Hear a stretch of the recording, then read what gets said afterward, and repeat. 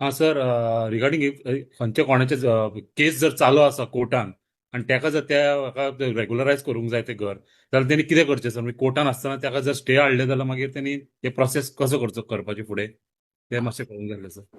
कोर्टात जरी केस चालू असली असत मागीर ती कोमुनातीची आसूनी किंवा बाकीच्या खंयच्या हेची तेणी आपलो सगळो फॉर्म भरपाचो आणि फॉर्म भरून तेणी डायरेक्टली डेप्युटी कलेक्टर किंवा एडिशनल कलेक्टर ज्याच्या कोणा कडेन दिवपाक जाय तेणी दिवपाचो.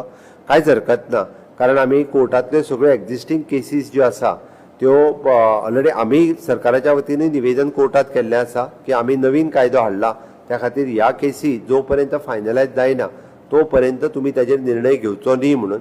आणि पर्टिक्युलरली तशी जर केस आसत जाल्यार तुम्ही सेक्रेटरी रेव्हेन्यू किंवा जॉयंट सेक्रेटरी रेव्हेन्यू सुरेन नायक हाकाय मेळचे.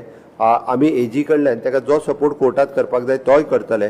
बट मीन वायल ताका पुराय तेजें घर कायदेशीर करून दिवपाक तेणी पेपर सबमीट केले जाल्यार आसत ते आमी एक्सपडायट करून ताका तेजे पेपर हे कायदेशीर करून घर आमी ताका दिता.